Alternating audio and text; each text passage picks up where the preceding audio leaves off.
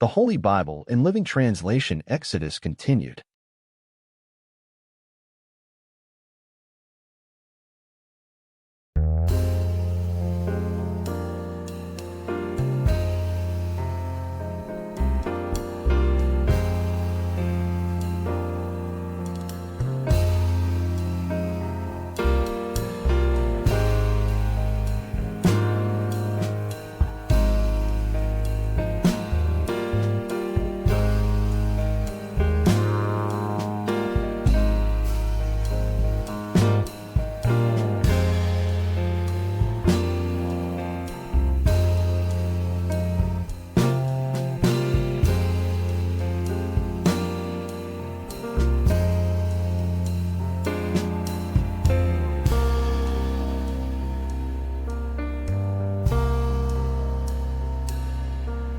Will be able to drink.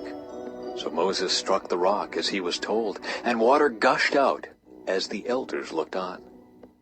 Moses named the place Masa, which means test, and MARABA, which means arguing, because the people of Israel argued with Moses and tested the Lord by saying, "Is the Lord here with us or not?"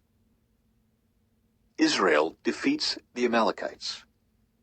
While the people of Israel were still at Rephidim, the warriors of Amalek attacked them. Moses commanded Joshua, "Choose some men to go out and fight the army of Amalek for us. Tomorrow I will stand at the top of the hill holding the staff of God in my hand." So Joshua did what Moses had commanded and fought the army of Amalek.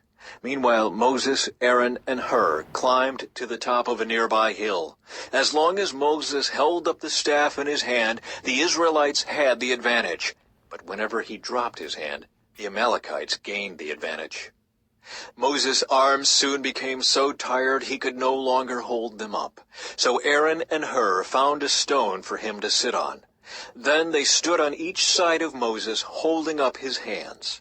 So his hands held steady until sunset. As a result, Joshua overwhelmed the army of Amalek in battle. After the victory, the Lord instructed Moses, "Write this down on a scroll as a permanent reminder and read it aloud to Joshua. I will erase the memory of Amalek from under heaven." Moses built an altar there and named it Yahweh Nissi, which means "The Lord is my banner." He said, "They have raised their fist against the Lord's throne, so now the Lord will be at war with Amalek generation after generation." Chapter 18. Jethro's visit to Moses. Moses' father-in-law, Jethro, the priest of Midian, heard about everything God had done for Moses and his people, the Israelites. He heard especially about how the Lord had rescued them from Egypt. Earlier, Moses had sent his wife Zipporah and his 2 sons back to Jethro, who had taken them in. Moses' first son was named Gershom, for Moses had said when the boy was born, "I have been a foreigner in a foreign land." His second son was named Eleazar, for Moses had said, "The God of my ancestors was my helper. He rescued me from the sword of Pharaoh." Jethro, Moses' father-in-law, now came to visit Moses in the wilderness. He brought Moses' wife and 2 sons with him, and they arrived while Moses and the people were camped near the mountain of God. Jethro had sent a message to Moses saying, "I, Jethro, your father-in-law, am coming to see you with your wife and your 2 sons." So Moses went out to meet his father-in-law. He bowed low and kissed him. They asked about each other's welfare and then went into Moses' tent. Moses told his father-in-law everything the Lord had done to Pharaoh and Egypt on behalf of Israel. He also told about all the hardships they had experienced along the way, and how the Lord had rescued his people from all their troubles.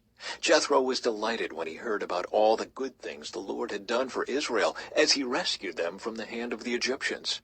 "Praise the Lord," Jethro said, "for he has rescued you from the Egyptians and from Pharaoh. Yes, he has rescued Israel from the powerful hand of Egypt.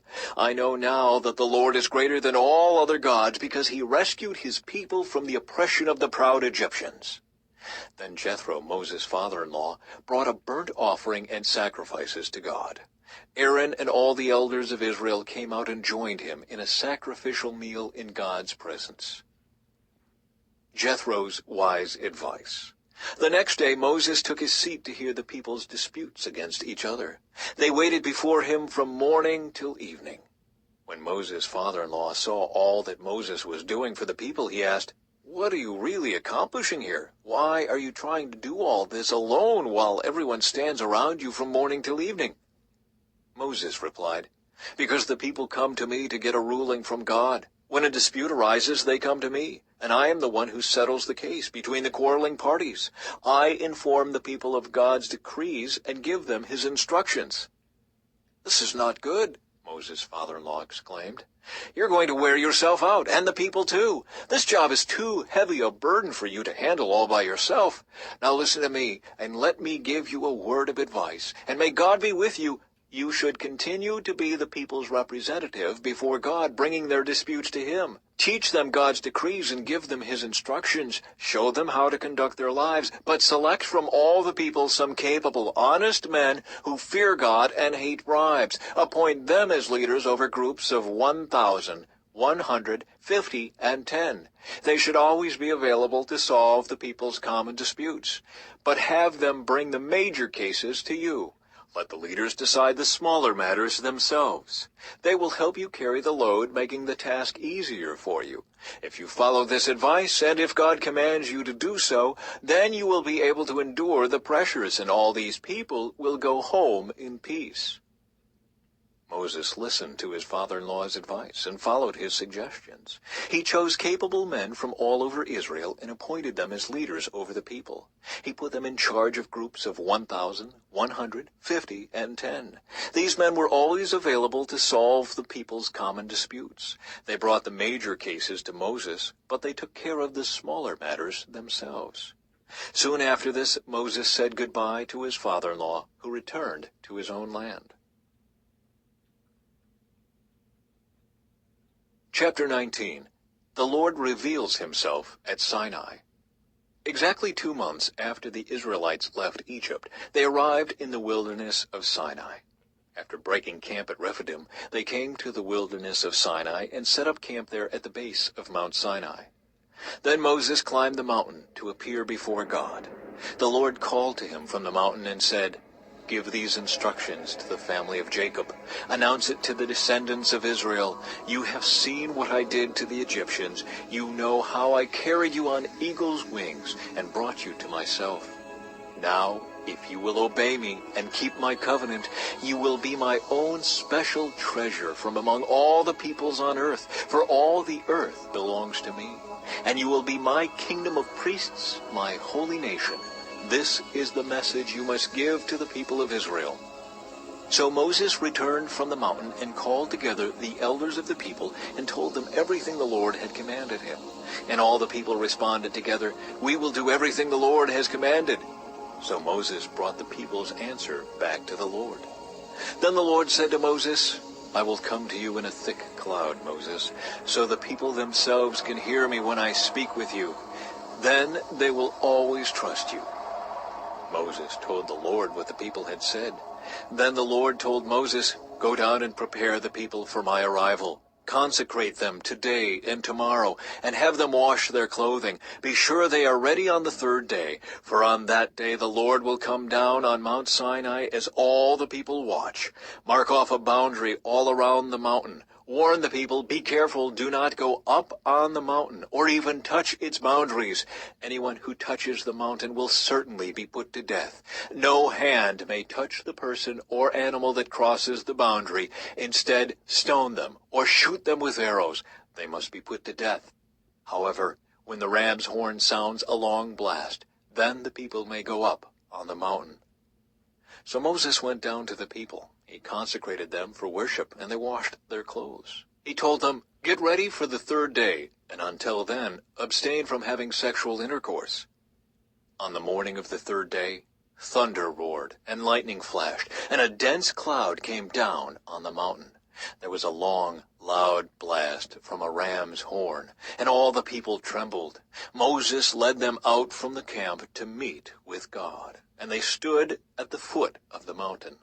All of Mount Sinai was covered with smoke because the Lord had descended on it in the form of fire. The smoke billowed into the sky like smoke from a brick kiln, and the whole mountain shook violently. As the blast of the ram's horn grew louder and louder, Moses spoke, and God thundered his reply. The Lord came down on the top of Mount Sinai and called Moses to the top of the mountain. So Moses climbed the mountain.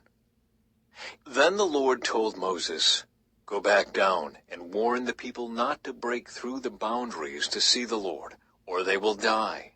Even the priests who regularly come near to the Lord must purify themselves so that the Lord does not break out and destroy them." "But Lord," Moses protested, "the people cannot come up to Mount Sinai. You already warned us. You told me mark off a boundary all around the mountain to set it apart as holy." But the Lord said, "Go down and bring Aaron back up with you. In the meantime, do not let the priests or the people break through to approach the Lord, or he will break out and destroy them." So Moses went down to the people and told them what the Lord had said.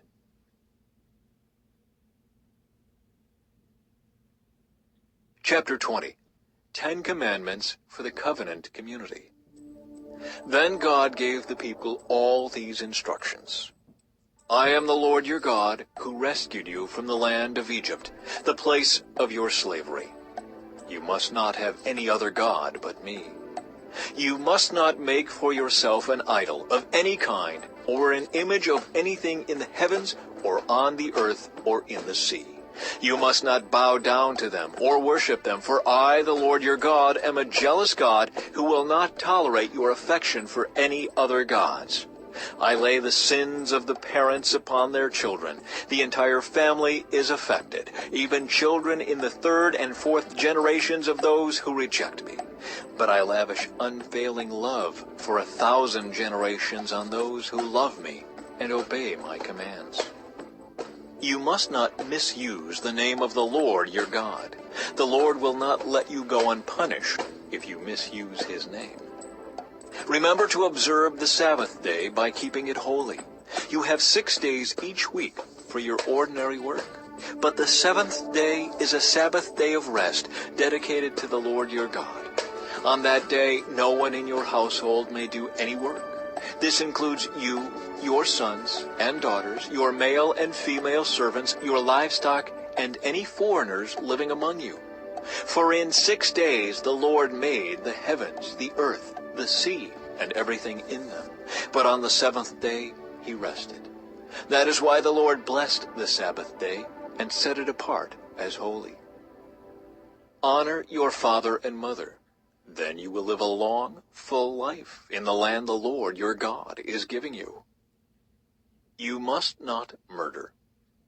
You must not commit adultery. You must not steal. You must not testify falsely against your neighbor. You must not covet your neighbor's house.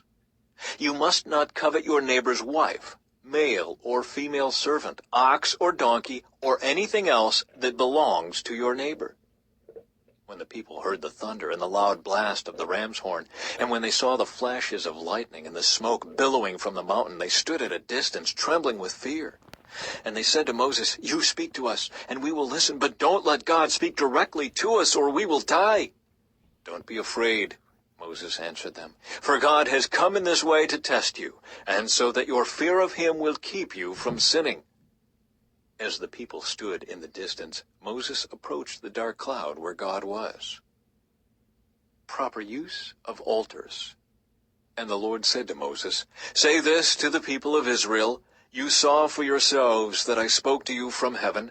Remember, you must not make any idols of silver or gold to rival me. Build for me an altar made of earth, and offer your sacrifices to me, your burnt offerings and peace offerings, your sheep and goats, and your cattle. Build my altar wherever I cause my name to be remembered, and I will come to you and bless you. If you use stones to build my altar, use only natural, uncut stones. Do not shape the stones with a tool, for that would make the altar unfit for holy use. And do not approach my altar by going up steps. If you do, someone might look up under your clothing and see your nakedness."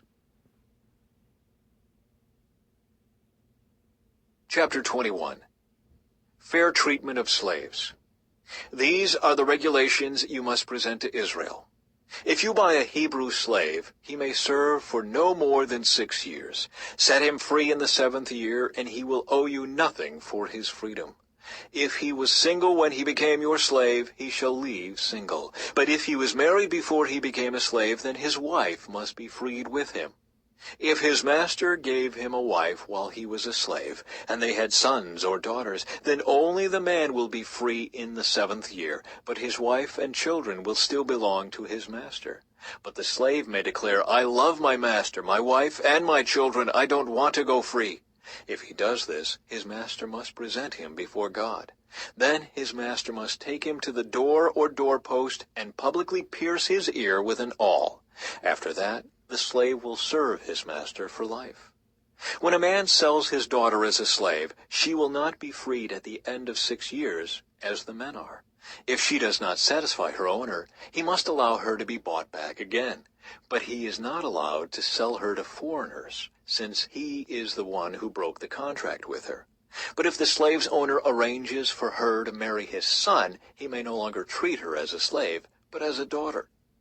If a man who has married a slave wife takes another wife for himself, he must not neglect the rights of the first wife to food, clothing, and sexual intimacy. If he fails in any of these 3 obligations, she may leave as a free woman without making any payment. Cases of personal injury. Anyone who assaults and kills another person must be put to death. But if it was simply an accident permitted by God, I will appoint a place of refuge where the slayer can run for safety. However, if someone deliberately kills another person, then the slayer must be dragged even from my altar and be put to death. Anyone who strikes father or mother must be put to death. Kidnappers must be put to death, whether they are caught in possession of their victims or have already sold them as slaves. Anyone who dishonors father or mother must be put to death. Now suppose 2 men quarrel, and one hits the other with a stone or fist, and the injured person does not die, but is confined to bed. If he is later able to walk outside again, even with a crutch, the assailant will not be punished, but must compensate his victim for lost wages and provide for his full recovery. If a man beats his male or female slave with a club, and the slave dies as a result, the owner must be punished. But if the slave recovers within a day or 2, then the owner shall not be punished, since the slave is his property. Now suppose 2 men are fighting, and in the process they accidentally strike a pregnant woman so she gives birth prematurely. If no further injury results, the man who struck the woman must pay the amount of compensation the woman's husband demands, and the judges approve. But if there is further injury, the punishment must match the injury. A life for a life, an eye for an eye, a tooth for a tooth, a hand for a hand, a foot for a foot, a burn for a burn, a wound for a wound, a bruise for a bruise. If a man hits his male or female slave in the eye, and the eye is blinded, he must let the slave go free to compensate for the eye. And if a man knocks out the tooth of his male or female slave, he must let the slave go free to compensate for the tooth. If an ox gores a man or woman to death, the ox must be stoned, and its flesh may not be eaten. In such a case, however, the owner will not be held liable. But suppose the ox had a reputation for goring, and the owner had been informed but failed to keep it under control. If the ox then kills someone, it must be stoned, and the owner must also be put to death. However, the dead person's relatives may accept payment to compensate for the loss of life. The owner of the ox may redeem his life by paying whatever is demanded. The same regulation applies if the ox gores a boy or a girl. But if the ox gores a slave, either male or female, the animal's owner must pay the slave's owner 30 silver coins, and the ox must be stoned. Suppose someone digs or uncovers a pit and fails to cover it, and then an ox or a donkey falls into it. The owner of the pit must pay full compensation to the owner of the animal, but then he gets to keep the dead animal. If someone's ox injures a neighbor's ox, and the injured ox dies, then the 2 owners must sell the live ox and divide the price equally between them. They must also divide the dead animal. But if the ox had a reputation for goring, yet its owner failed to keep it under control, he must pay full compensation, a live ox for the dead one, but he may keep the dead ox. Chapter 22. Protection of Property. If someone steals an ox or sheep and then kills or sells it, the thief must pay back 5 oxen for each ox stolen, and 4 sheep for each sheep stolen. If a thief is caught in the act of breaking into a house and is struck and killed in the process, the person who killed the thief is not guilty of murder. But if it happens in daylight, the one who killed the thief is guilty of murder. A thief who is caught must pay in full for everything he stole. If he cannot pay, he must be sold as a slave to pay for his theft. If someone steals an ox or a donkey or a sheep, and it is found in the thief's possession, then the thief must pay double the value of the stolen animal. If an animal is grazing in a field or vineyard and the owner lets it stray into someone else's field to graze, then the animal's owner must pay compensation from the best of his own grain or grapes. If you are burning thorn bushes and the fire gets out of control and spreads into another person's field, destroying the sheaves or the uncut grain or the whole crop, the one who started the fire must pay for the lost crop. Suppose someone leaves money or goods with a neighbor for safekeeping, and they are stolen from the neighbor's house. If the thief is caught, the compensation is double the value of what was stolen. But if the thief is not caught, the neighbor must appear before God, who will determine if he stole the property. Suppose there is a dispute between 2 people who both claim to own a particular ox, donkey, sheep, article of clothing, or any lost property. Both parties must come before God, and the person whom God declares guilty must pay double compensation to the other. Now suppose someone leaves a donkey, ox, sheep, or any other animal with a neighbor for safekeeping, but it dies or is injured or gets away, and no one sees what happened. The neighbor must then take an oath in the presence of the Lord. If the Lord confirms that the neighbor did not steal the property, the owner must accept the verdict and no payment will be required. But if the animal was indeed stolen, the guilty person must pay compensation to the owner. If it was torn to pieces by a wild animal, the remains of the carcass must be shown as evidence, and no compensation will be required. If someone borrows an animal from a neighbor and it is injured or dies when the owner is absent, the person who borrowed it must pay full compensation. But if the owner was present, no compensation is required. And no compensation is required if the animal was rented, for this loss is covered by the rental fee. Social responsibility. If a man seduces a virgin who is not engaged to anyone and has sex with her, he must pay the customary bride price and marry her. But if her father refuses to let him marry her, the man must still pay him an amount equal to the bride price of a virgin. You must not allow a sorceress to live. Anyone who has sexual relations with an animal must certainly be put to death. Anyone who sacrifices to any god other than the Lord must be destroyed. You must not mistreat or oppress foreigners in any way. Remember, you yourselves were once foreigners in the land of Egypt. You must not exploit a widow or an orphan. If you exploit them in any way and they cry out to me, then I will certainly hear their cry. My anger will blaze against you, and I will kill you with the sword. Then your wives will be widows, and your children fatherless. If you lend money to any of my people who are in need, do not charge interest as a moneylender would. If you take your neighbor's cloak as security for a loan, you must return it before sunset. This coat may be the only blanket your neighbor has. How can a person sleep without it? If you do not return it and your neighbor cries out to me for help, then I will hear, for I am merciful.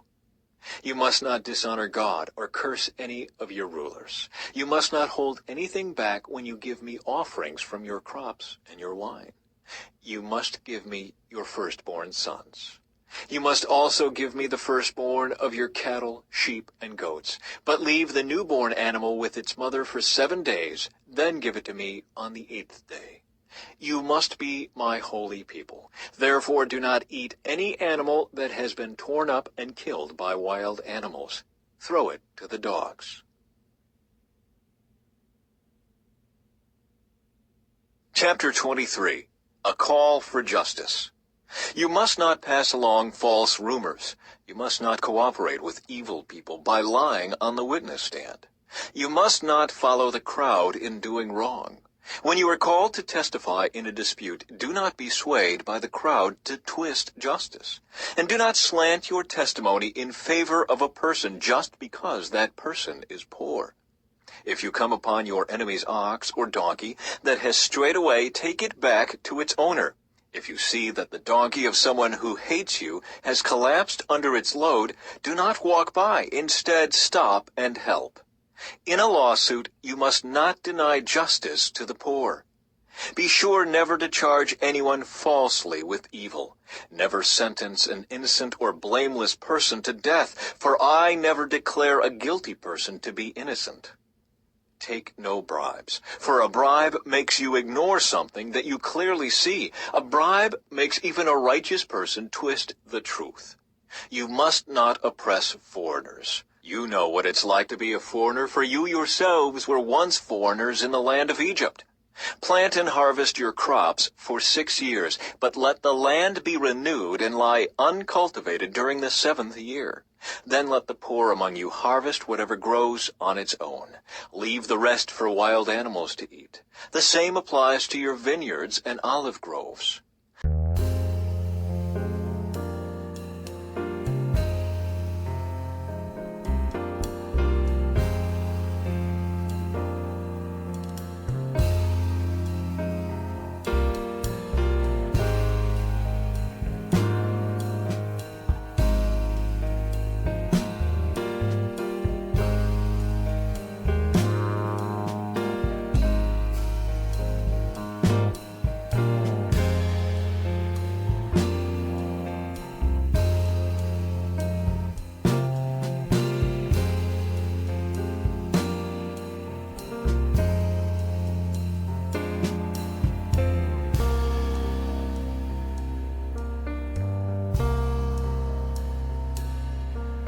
You have 6 days each week for your ordinary work, but on the 7th day you must stop working. This gives your ox and your donkey a chance to rest. It also allows your slaves and the foreigners living among you to be refreshed. Pay close attention to all my instructions. You must not call on the name of any other gods. Do not even speak their names. 3 annual festivals. Each year you must celebrate 3 festivals in my honor. First, celebrate the festival of unleavened bread. For 7 days the bread you eat must be made without yeast, just as I commanded you. Celebrate this festival annually at the appointed time in early spring, in the month of Abib, for that is the anniversary of your departure from Egypt. No one may appear before me without an offering. Second, celebrate the festival of harvest, when you bring me the first crops of your harvest. Finally, celebrate the festival of the final harvest at the end of the harvest season, when you have harvested all the crops from your fields. At these 3 times each year, every man in Israel must appear before the sovereign, the Lord. You must not offer the blood of my sacrificial offerings together with any baked goods containing yeast, and do not leave the fat from the festival offerings until the next morning. As you harvest your crops, bring the very best of the first harvest to the house of the Lord your God. You must not cook a young goat in its mother's milk. A promise of the Lord's presence. See, I am sending an angel before you to protect you on your journey and lead you safely to the place I have prepared for you. Pay close attention to him and obey his instructions. Do not rebel against him, for he is my representative, and he will not forgive your rebellion. But if you are careful to obey him, following all my instructions, then I will be an enemy to your enemies, and I will oppose those who oppose you. For my angel will go before you and bring you into the land of the Amorites, Hittites, Perizzites, Canaanites, Hivites, and Jebusites, so you may live there, and I will destroy them completely. You must not worship the gods of these nations, or serve them in any way, or imitate their evil practices. Instead, you must utterly destroy them and smash their sacred pillars. You must serve only the Lord your God. If you do, I will bless you with food and water, and I will protect you from illness. There will be no miscarriages or infertility in your land, and I will give you long, full lives. I will send my terror ahead of you and create panic among all the people whose lands you invade. I will make all your enemies turn and run. I will send terror ahead of you to drive out the Hivites, Canaanites, and Hittites. But I will not drive them out in a single year, because the land would become desolate, and the wild animals would multiply and threaten you. I will drive them out a little at a time until your population has increased enough to take possession of the land. And I will fix your boundaries from the Red Sea to the Mediterranean Sea, and from the eastern wilderness to the Euphrates River. I will hand over to you the people now living in the land, and you will drive them out ahead of you. Make no treaties with them or their gods. They must not live in your land, or they will cause you to sin against me. If you serve their gods, you will be caught in the trap of idolatry. Chapter 24. Israel accepts the Lord's covenant. Then the Lord instructed Moses, "Come up here to me, and bring along Aaron, Nadab, Abihu, and 70 of Israel's elders. All of you must worship from a distance. Only Moses is allowed to come near to the Lord. The others must not come near, and none of the other people are allowed to climb up the mountain with him." Then Moses went down to the people and repeated all the instructions and regulations the Lord had given him. All the people answered with one voice, "We will do everything the Lord has commanded." Then Moses carefully wrote down all the Lord's instructions. Early the next morning, Moses got up and built an altar at the foot of the mountain. He also set up 12 pillars, one for each of the 12 tribes of Israel. Then he sent some of the young Israelite men to present burnt offerings and to sacrifice bulls as peace offerings to the Lord. Moses drained half the blood from these animals into basins. The other half he splattered against the altar. Then he took the book of the covenant and read it aloud to the people. Again they all responded, "We will do everything the Lord has commanded. We will obey." Then Moses took the blood from the basins and splattered it over the people, declaring, "Look, this blood confirms the covenant the Lord has made with you in giving you these instructions." Then Moses, Aaron, Nadab, Abihu, and the 70 elders of Israel climbed up the mountain. There they saw the God of Israel. Under his feet there seemed to be a surface of brilliant blue lapis lazuli, as clear as the sky itself. And though these nobles of Israel gazed upon God, he did not destroy them. In fact, they ate a covenant meal, eating and drinking in his presence. Then the Lord said to Moses, "Come up to me on the mountain. Stay there, and I will give you the tablets of stone on which I have inscribed the instructions and commands, so you can teach the people." So Moses and his assistant Joshua set out, and Moses climbed up the mountain of God. Moses told the elders, "Stay here and wait for us until we come back. Aaron and Hur are here with you. If anyone has a dispute while I am gone, consult with them." Then Moses climbed up the mountain, and the cloud covered it. And the glory of the Lord settled down on Mount Sinai, and the cloud covered it for 6 days. On the 7th day, the Lord called to Moses from inside the cloud. To the Israelites at the foot of the mountain, the glory of the Lord appeared at the summit like a consuming fire. Then Moses disappeared into the cloud as he climbed higher up the mountain. He remained on the mountain 40 days and 40 nights. Chapter 25. Offerings for the Tabernacle. The Lord said to Moses, "Tell the people of Israel to bring me their sacred offerings. Accept the contributions from all whose hearts are moved to offer them. Here is a list of sacred offerings you may accept from them: gold, silver, and bronze, blue, purple, and scarlet thread, fine linen and goat hair for cloth, tanned ram skins and fine goatskin leather, acacia wood, olive oil for the lamps, spices for the anointing oil and the fragrant incense, onyx stones, and other gemstones to be set in the ephod and the priest's chestpiece. Have the people of Israel build me a holy sanctuary, so I can live among them. You must build this tabernacle and its furnishings exactly according to the pattern I will show you." Plans for the Ark of the Covenant.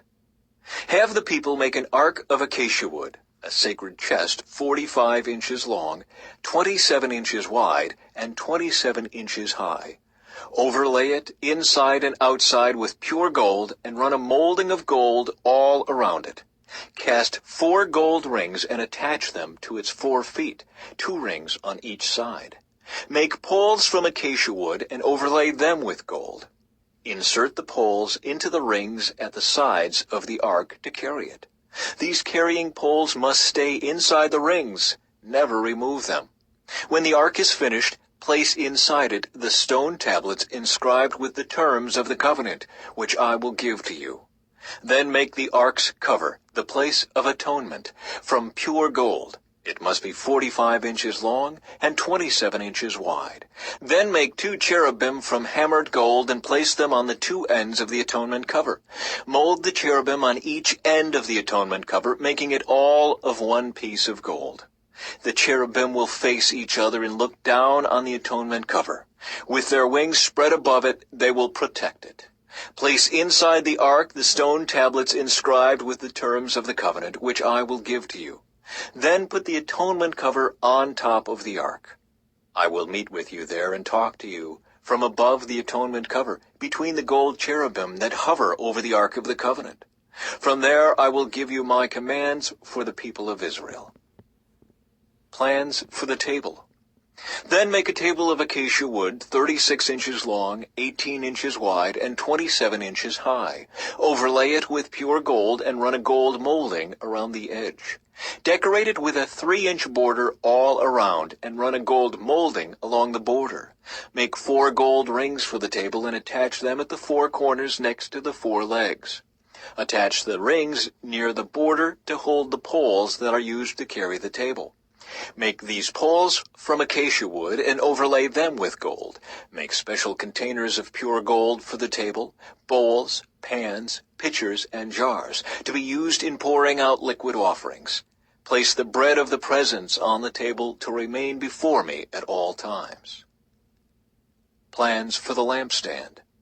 Make a lampstand of pure hammered gold. Make the entire lampstand and its decorations of one piece: the base, center stem, lamp cups, buds, and petals. Make it with 6 branches going out from the center stem, 3 on each side. Each of the 6 branches will have 3 lamp cups shaped like almond blossoms, complete with buds and petals.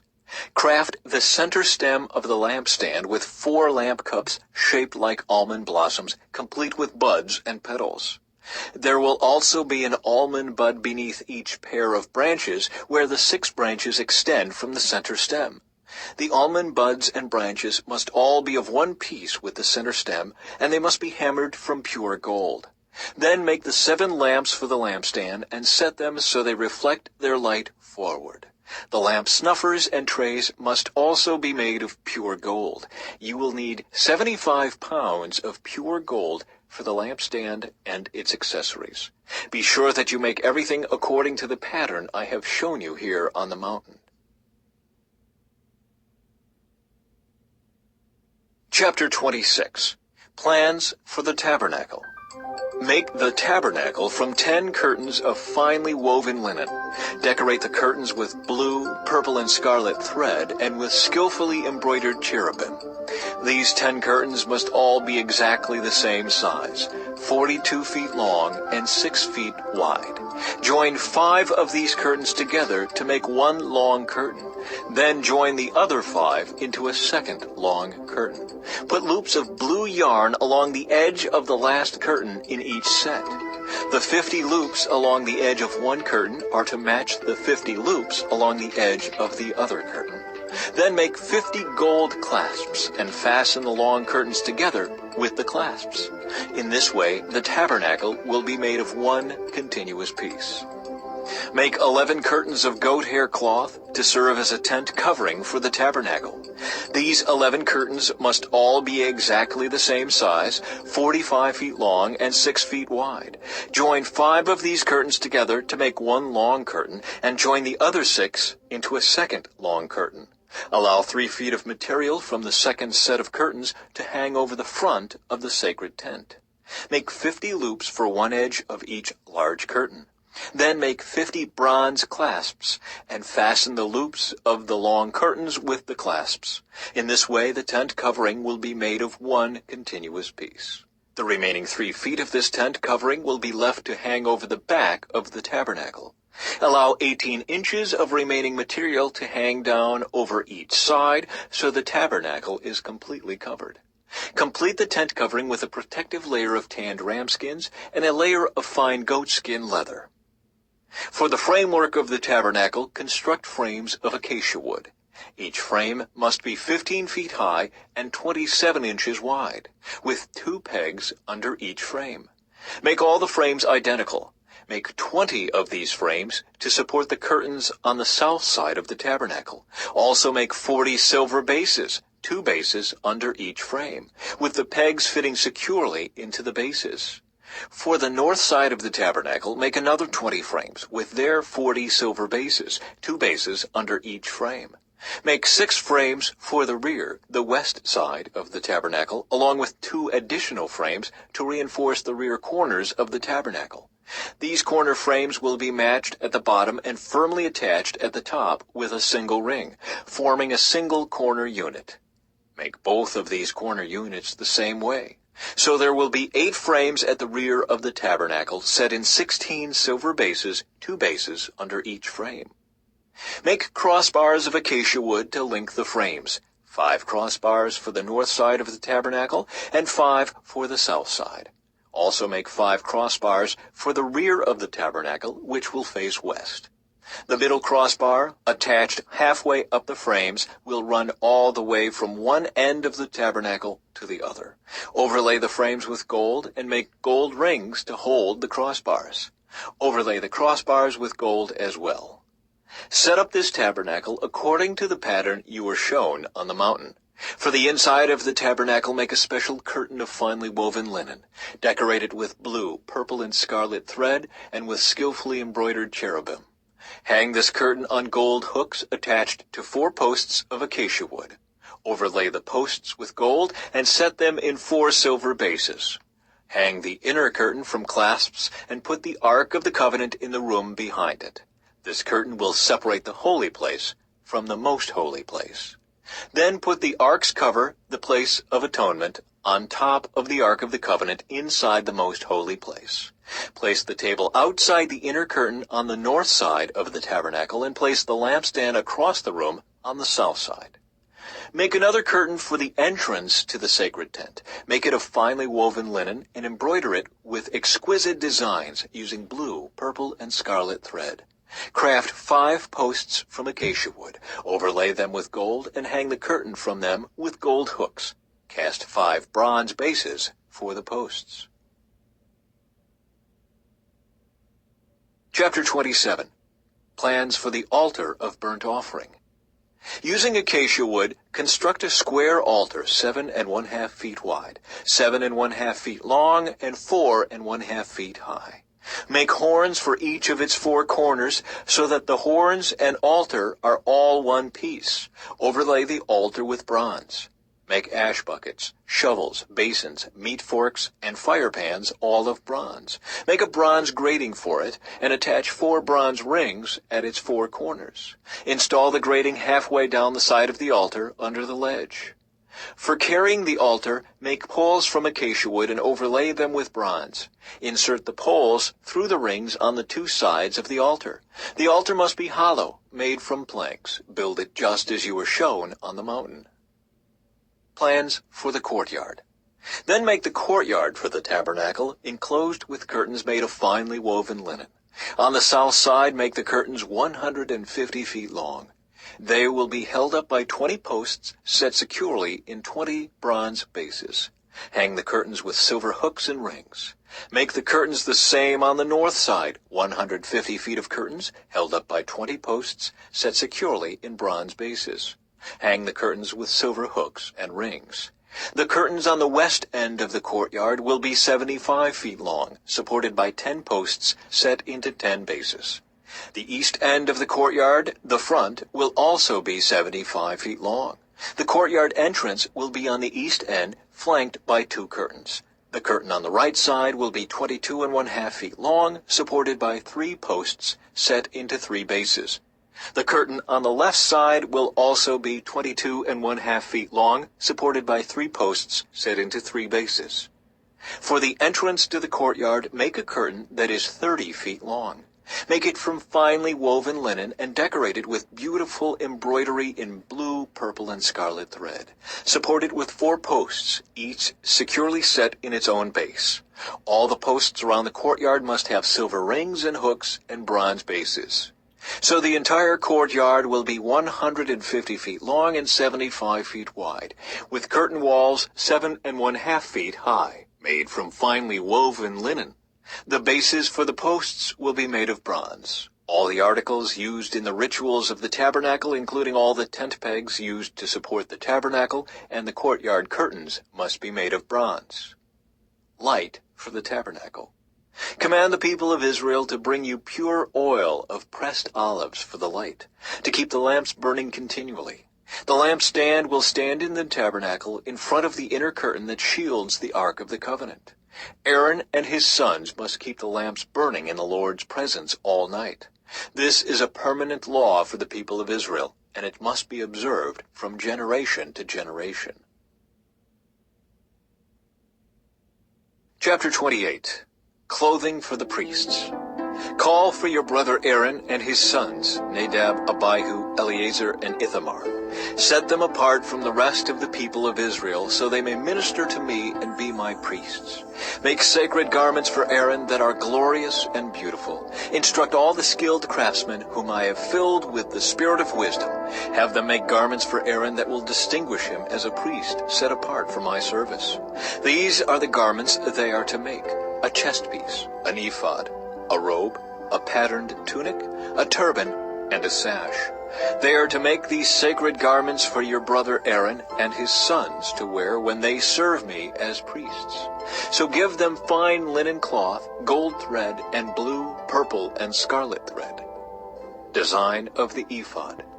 The craftsman must make the ephod of finely woven linen and skillfully embroider it with gold and with blue, purple, and scarlet thread.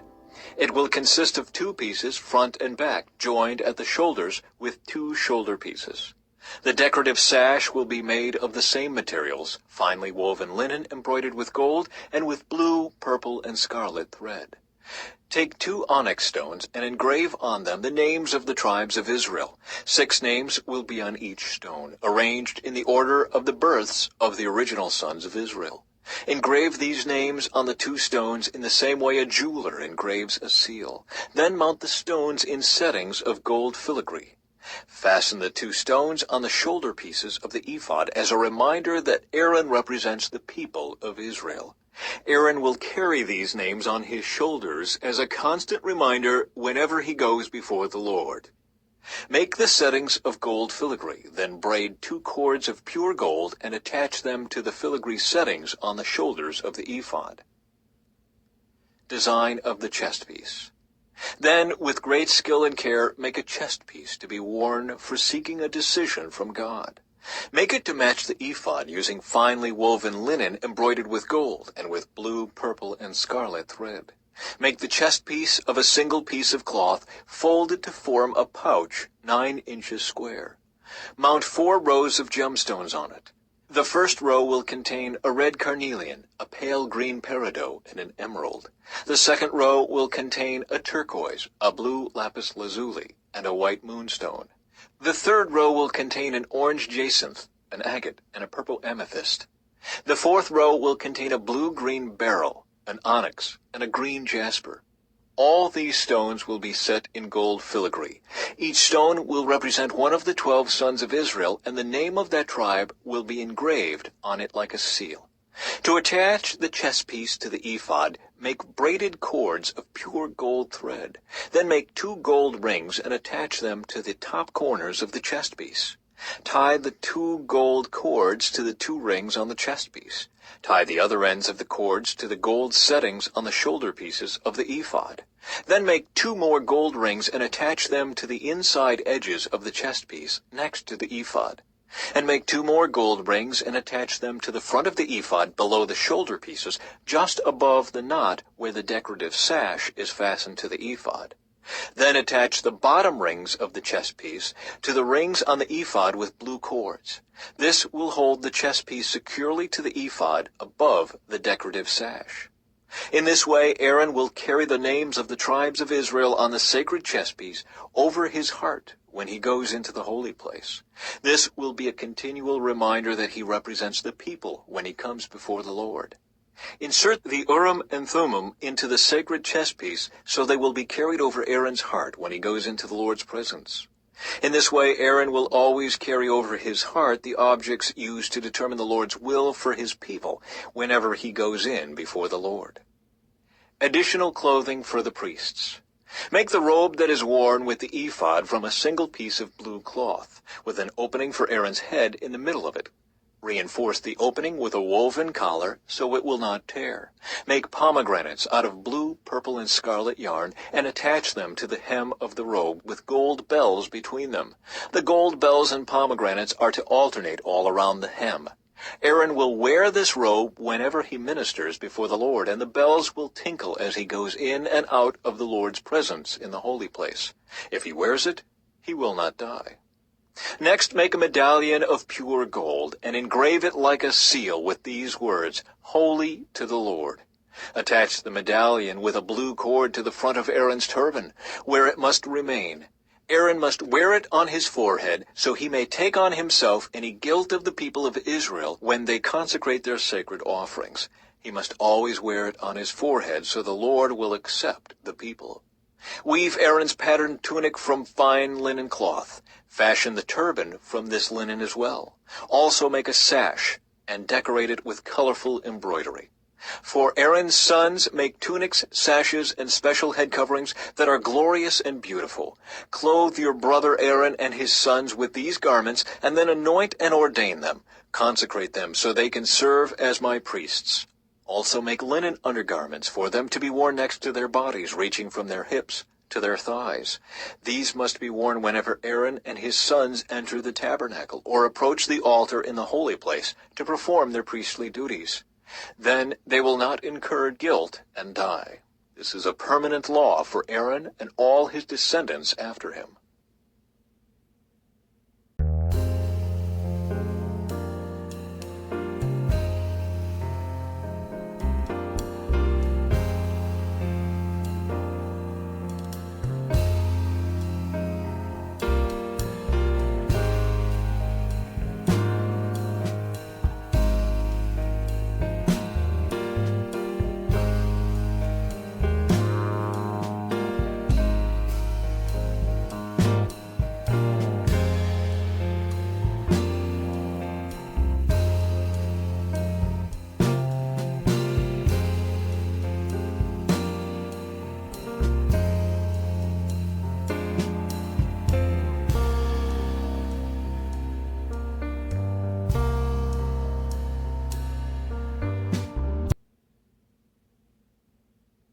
Chapter 29. Dedication of the Priests. This is the ceremony you must follow when you consecrate Aaron and his sons to serve me as priests. Take a young bull and 2 rams with no defects. Then, using choice wheat flour and no yeast, make loaves of bread, thin cakes mixed with olive oil, and wafers spread with oil. Place them all in a single basket and present them at the entrance of the tabernacle, along with the young bull and the 2 rams. Present Aaron and his sons at the entrance of the tabernacle and wash them with water. Dress Aaron in his priestly garments, the tunic, the robe worn with the ephod itself, and the chest piece. Then wrap the decorative sash of the ephod around him. Place the turban on his head and fasten the sacred medallion to the turban. Then anoint him by pouring the anointing oil over his head.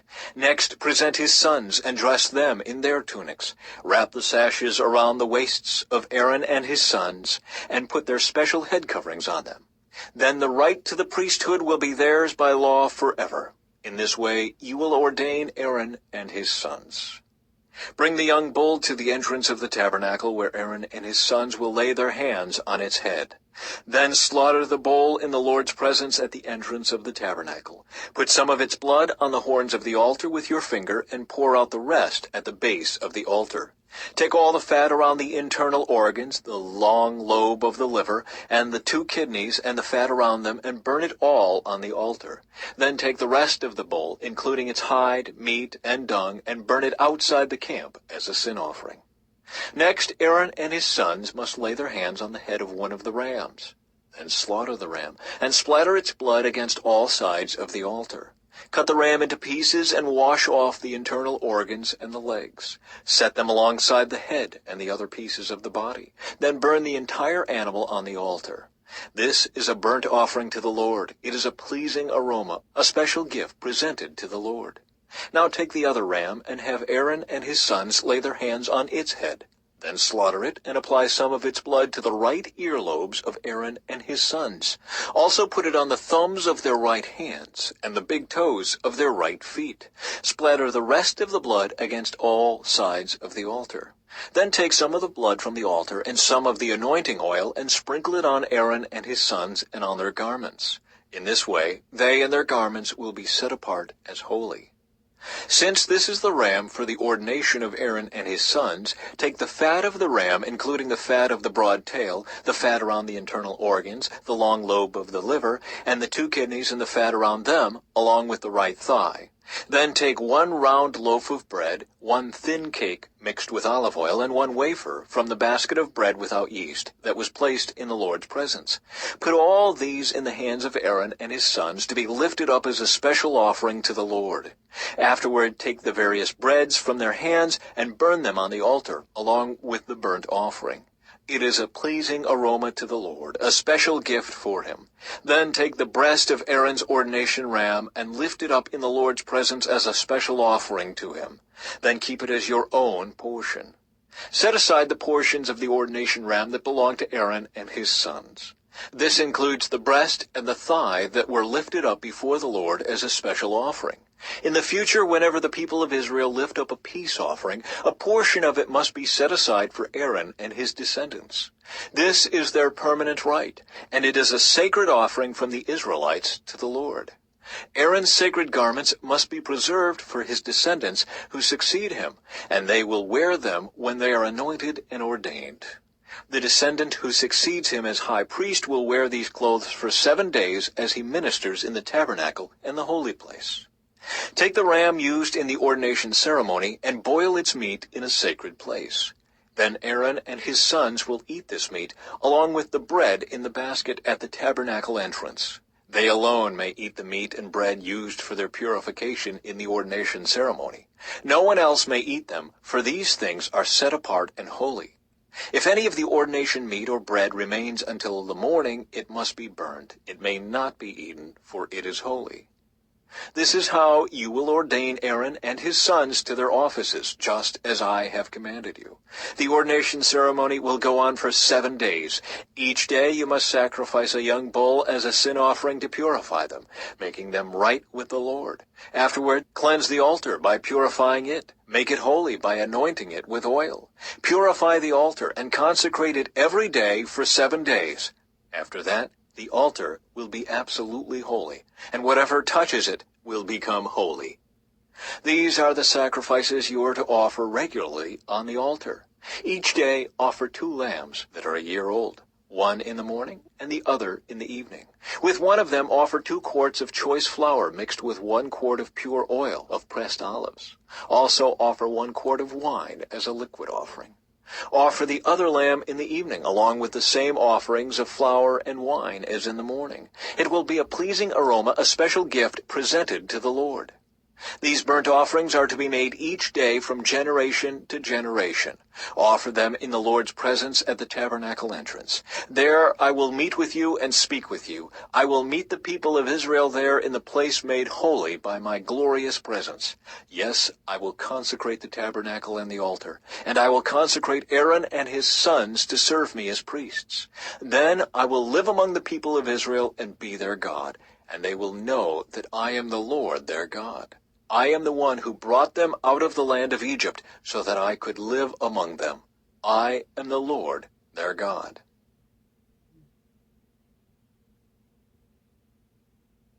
Chapter 30. Plans for the incense altar. Then make another altar of acacia wood for burning incense. Make it 18 inches square and 36 inches high, with horns at the corners carved from the same piece of wood as the altar itself. Overlay the top, sides, and horns of the altar with pure gold, and run a gold molding around the entire altar. Make 2 gold rings and attach them on opposite sides of the altar below the gold molding to hold the carrying poles. Make the poles of acacia wood and overlay them with gold.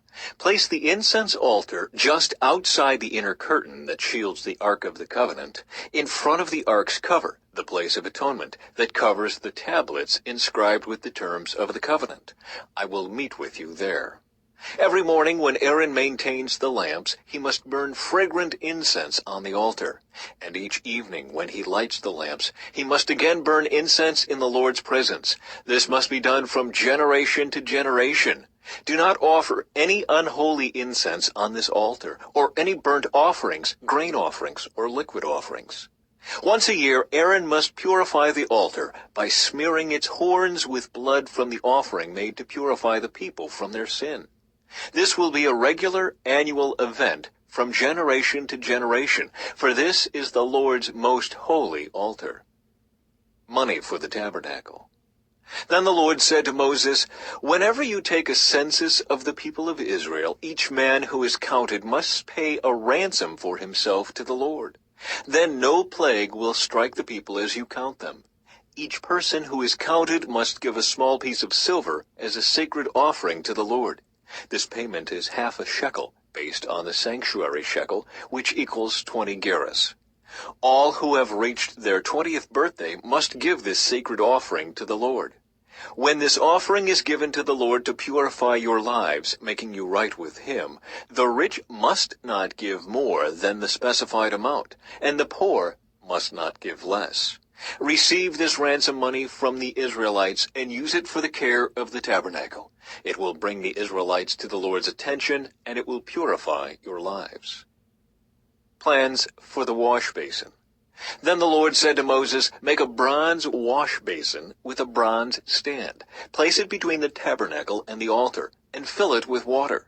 Aaron and his sons will wash their hands and feet there. They must wash with water whenever they go into the tabernacle to appear before the Lord, and when they approach the altar to burn up their special gifts to the Lord, or they will die. They must always wash their hands and feet, or they will die. This is a permanent law for Aaron and his descendants, to be observed from generation to generation." The anointing oil. Then the Lord said to Moses, "Collect choice spices, 12 1/2 pounds of pure myrrh, 6 1/4 pounds of fragrant cinnamon, 6 1/4 pounds of fragrant calamus, and 12 1/2 pounds of cassia, as measured by the weight of the sanctuary shekel. Also get 1 gallon of olive oil. Like a skilled incense maker, blend these ingredients to make a holy anointing oil. Use this sacred oil to anoint the tabernacle, the Ark of the Covenant, the table and all its utensils, the lampstand and all its accessories, the incense altar, the altar of burnt offering and all its utensils, and the wash basin with its stand. Consecrate them to make them absolutely holy. After this, whatever touches them will also become holy. Anoint Aaron and his sons also, consecrating them to serve me as priests. And say to the people of Israel, this holy anointing oil is reserved for me from generation to generation. It must never be used to anoint anyone else, and you must never make any blend like it for yourselves. It is holy, and you must treat it as holy. Anyone who makes a blend like it, or anoints someone other than a priest, will be cut off from the community. The incense. Then the Lord said to Moses, "Gather fragrant spices, resin droplets, mollusk shell, and galbanum, and mix these fragrant spices with pure frankincense. weighed out in equal amounts. Using the usual techniques of the incense maker, blend the spices together and sprinkle them with salt to produce a pure and holy incense. Grind some of the mixture into a very fine powder and put it in front of the Ark of the Covenant, where I will meet with you in the tabernacle. You must treat this incense as most holy. Never use this formula to make this incense for yourselves. It is reserved for the Lord, and you must treat it as holy. Anyone who makes incense like this for personal use will be cut off from the community.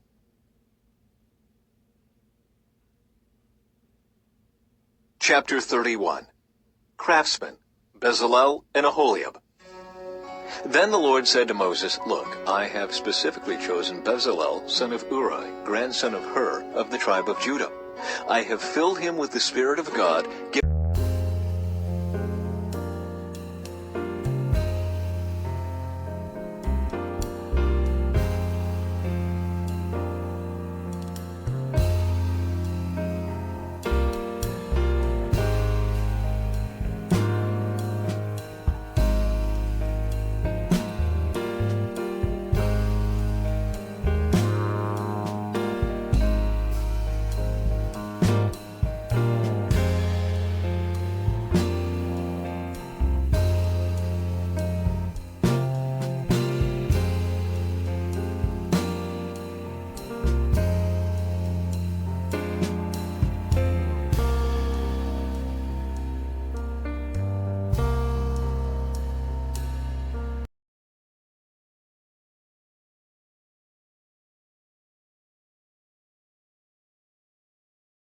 giving him great wisdom, ability, and expertise in all kinds of crafts. He is a master craftsman, expert in working with gold, silver, and bronze. He is skilled in engraving and mounting gemstones, and in carving wood. He is a master at every craft. And I have personally appointed Aholiab, son of Ahisamach, of the tribe of Dan, to be his assistant. Moreover, I have given special skill to all the gifted craftsmen, so they can make all the things I have commanded you to make: the tabernacle, the Ark of the Covenant, the Ark's cover, the place of atonement, all the furnishings of the tabernacle, the table and its utensils, the pure gold lampstand with all its accessories, the incense altar, the altar of burnt offering with all its utensils, the wash basin with its stand, the beautifully stitched garments, the sacred garments for Aaron the priest, and the garments for his sons to wear as they minister as priests, the anointing oil, the fragrant incense for the holy place. The craftsman must make everything as I have commanded you. Instructions for the Sabbath. The Lord then gave these instructions to Moses. Tell the people of Israel, be careful to keep my Sabbath day, for the Sabbath is a sign of the covenant between me and you from generation to generation. It is given so you may know that I am the Lord who makes you holy. You must keep the Sabbath day, for it is a holy day for you. Anyone who desecrates it must be put to death. Anyone who works on that day will be cut off from the community. You have 6 days each week for your ordinary work, but the 7th day must be a Sabbath day of complete rest, a holy day dedicated to the Lord. Anyone who works on the Sabbath must be put to death. The people of Israel must keep the Sabbath day by observing it from generation to generation. This is a covenant obligation for all time. It is a permanent sign of my covenant with the people of Israel. For in 6 days the Lord made heaven and earth, but on the 7th day he stopped working and was refreshed. When the Lord finished speaking with Moses on Mount Sinai, he gave him the 2 stone tablets inscribed with the terms of the covenant, written by the finger of God.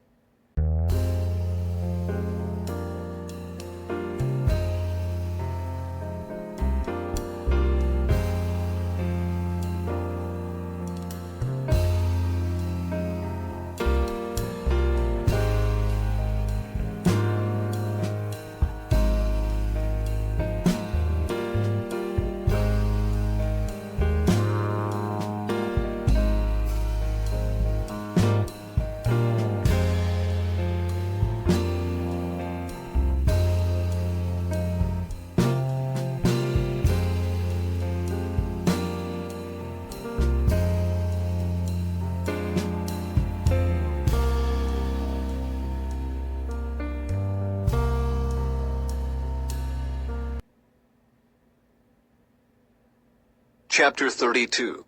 The Gold Calf. When the people saw how long it was taking Moses to come back down the mountain, they gathered around Aaron. "Come on," they said, "make us some gods who can lead us. We don't know what happened to this fellow Moses who brought us here from the land of Egypt." So Aaron said, "Take the gold rings from the ears of your wives and sons and daughters and bring them to me." All the people took the gold rings from their ears and brought them to Aaron. Then Aaron took the gold, melted it down, and molded it into the shape of a calf. When the people saw it, they exclaimed, "O Israel, these are the gods who brought you out of the land of Egypt." Aaron saw how excited the people were, so he built an altar in front of the calf. Then he announced, "Tomorrow will be a festival to the Lord." The people got up early the next morning to sacrifice burnt offerings and peace offerings. After this, they celebrated with feasting and drinking, and they indulged in pagan revelry. The Lord told Moses, "Quick, go down the mountain. Your people, whom you brought from the land of Egypt, have corrupted themselves. How quickly they have turned away from the way I commanded them to live. They have melted down gold and made a calf, and they have bowed down and sacrificed to it. They are saying, 'These are your gods, O Israel, who brought you out of the land of Egypt.'" Then the Lord said, "I have seen how stubborn and rebellious these people are. Now leave me alone so my fierce anger can blaze against them, and I will destroy them. Then I will make you, Moses, into a great nation."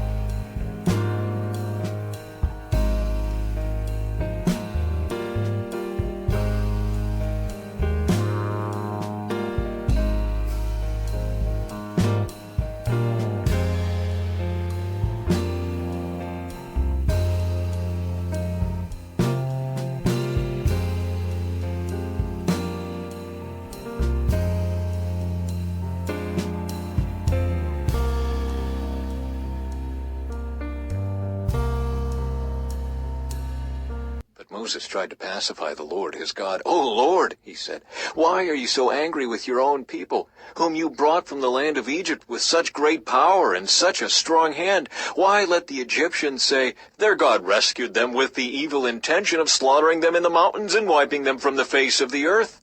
Turn away from your fierce anger. Change your mind about this terrible disaster you have threatened against your people. Remember your servants, Abraham, Isaac, and Jacob. You bound yourself with an oath to them, saying, 'I will make your descendants as numerous as the stars of heaven, and I will give them all of this land that I have promised to your descendants, and they will possess it forever.'" So the Lord changed his mind about the terrible disaster he had threatened to bring on his people. Then Moses turned and went down the mountain. He held in his hands the 2 stone tablets inscribed with the terms of the covenant. They were inscribed on both sides, front and back. These tablets were God's work. The words on them were written by God himself. When Joshua heard the boisterous noise of the people shouting below them, he exclaimed to Moses, "It sounds like war in the camp." But Moses replied, "No, it's not a shout of victory, nor the wailing of defeat. I hear the sound of a celebration." When they came near the camp, Moses saw the calf and the dancing, and he burned with anger. He threw the stone tablets to the ground, smashing them at the foot of the mountain. He took the calf they had made and burned it. Then he ground it into powder, threw it into the water, and forced the people to drink it. Finally, he turned to Aaron and demanded, "What did these people do to you, to make you bring such terrible sin upon them?" "Don't get so upset, my lord," Aaron replied. "You yourself know how evil these people are. They said to me, 'Make us gods who will lead us.' We don't know what happened to this fellow Moses who brought us here from the land of Egypt. So I told them, 'Whoever has gold jewelry, take it off.' When they brought it to me, I simply threw it into the fire, and out came this calf." Moses saw that Aaron had let the people get completely out of control, much to the amusement of their enemies. So he stood at the entrance to the camp and shouted, "All of you who are on the Lord's side, come here and join me." And all the Levites gathered around him. Moses told them, "This is what the Lord, the God of Israel, says. Each of you, Take your swords and go back and forth from one end of the camp to the other. Kill everyone, even your brothers, friends, and neighbors." The Levites obeyed Moses' command, and about 3,000 people died that day.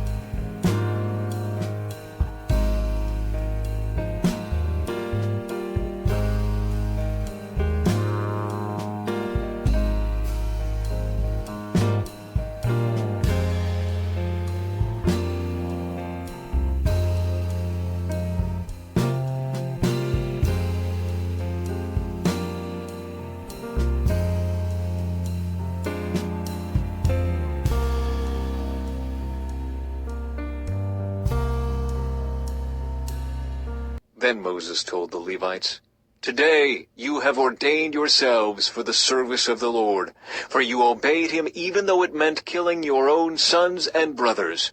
Today you have earned a blessing." Moses intercedes for Israel. The next day Moses said to the people, "You have committed a terrible sin, but I will go back up to the Lord on the mountain. Perhaps I will be able to obtain forgiveness for your sin." So Moses returned to the Lord and said, "Oh, what a terrible sin these people have committed.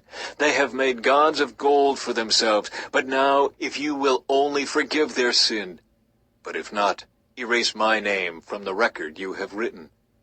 But the Lord replied to Moses, "No, I will erase the name of everyone who has sinned against me. Now go, lead the people to the place I told you about. Look, my angel will lead the way before you. And when I come to call the people to account, I will certainly hold them responsible for their sins." Then the Lord sent a great plague upon the people because they had worshipped the calf Aaron had made. Chapter 33. The Lord said to Moses, "Get going, you and the people you brought up from the land of Egypt. Go up to the land I swore to give to Abraham, Isaac, and Jacob.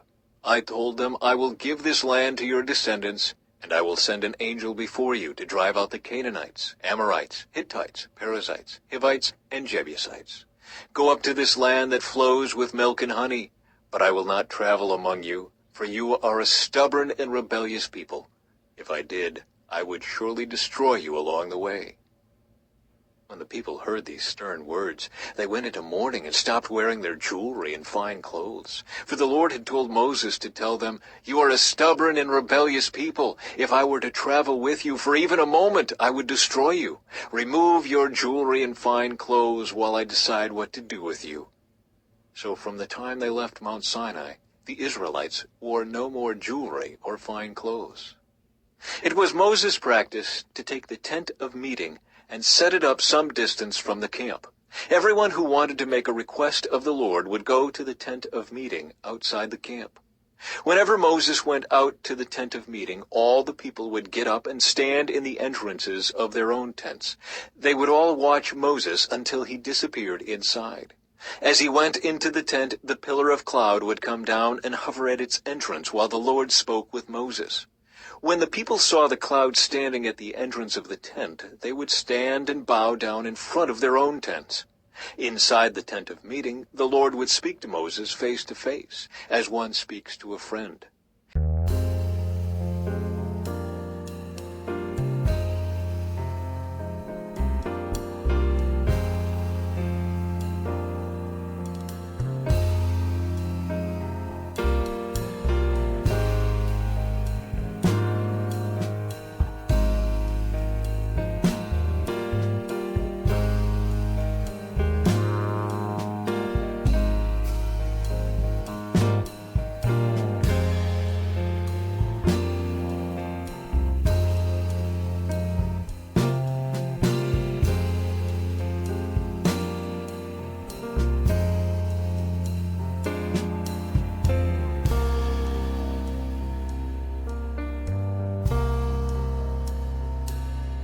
Afterward Moses would return to the camp, but the young man who assisted him, Joshua, son of Nun, would remain behind in the tent of meeting. Moses sees the Lord's glory. One day Moses said to the Lord, "You have been telling me, 'Take these people up to the promised land.' But you haven't told me whom you will send with me. You have told me, 'I know you by name, and I look favorably on you.' If it is true that you look favorably on me, let me know your ways so I may understand you more fully and continue to enjoy your favor. And remember that this nation is your very own people." The Lord replied, "I will personally go with you, Moses, and I will give you rest. Everything will be fine for you." Then Moses said, "If you don't personally go with us, don't make us leave this place. How will anyone know that you look favorably on me and on your people, if you don't go with us? For your presence among us sets your people and me apart from all other people on the earth." The Lord replied to Moses, "I will indeed do what you have asked, for I look favorably on you, and I know you by name." Moses responded, "Then show me your glorious presence." The Lord replied, "I will make all my goodness pass before you, and I will call out my name, Yahweh, before you. For I will show mercy to anyone I choose, and I will show compassion to anyone I choose. But you may not look directly at my face, for no one may see me and live." The Lord continued, "Look, stand near me on this rock. As my glorious presence passes by, I will hide you in the crevice of the rock and cover you with my hand until I have passed by. Then I will remove my hand and let you see me from behind, but my face will not be seen." Chapter 34, A New Copy of the Covenant. Then the Lord told Moses, "Chisel out 2 stone tablets like the first ones. I will write on them the same words that were on the tablets you smashed. Be ready in the morning to climb up Mount Sinai and present yourself to me on the top of the mountain. No one else may come with you. In fact, no one is to appear anywhere on the mountain. Do not even let the flocks or herds graze near the mountain." So Moses chiseled out 2 tablets of stone like the first ones. Early in the morning he climbed Mount Sinai as the Lord had commanded him, and he carried the 2 stone tablets in his hands. Then the Lord came down in a cloud and stood there with him, and he called out his own name, Yahweh. The Lord passed in front of Moses, calling out, "Yahweh, the Lord, the God of compassion and mercy. I am slow to anger and filled with unfailing love and faithfulness. I lavish unfailing love to 1,000 generations. I forgive iniquity, rebellion, and sin, but I do not excuse the guilty. I lay the sins of the parents upon their children and grandchildren. The entire family is affected, even children in the 3rd and 4th generations."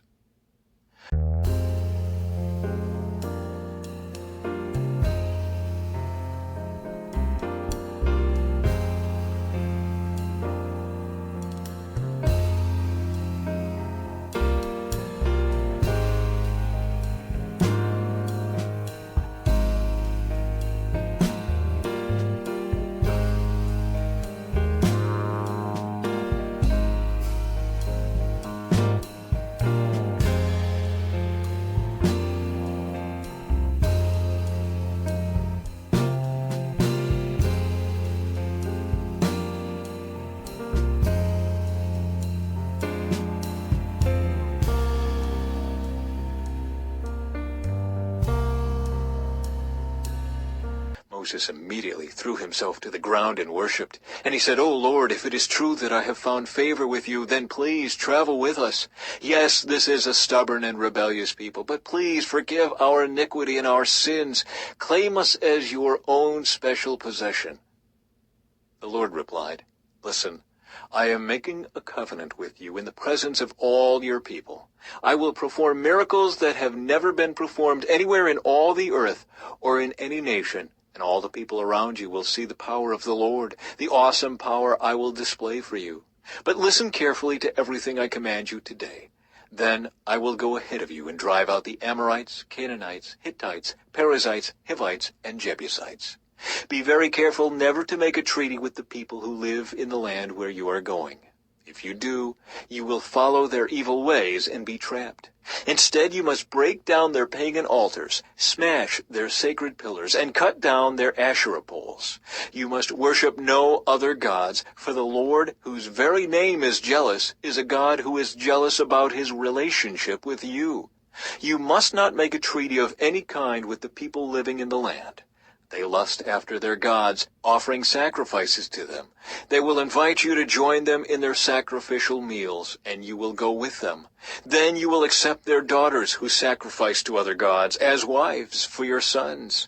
And they will seduce your sons to commit adultery against me by worshiping other gods. You must not make any gods of molten metal for yourselves.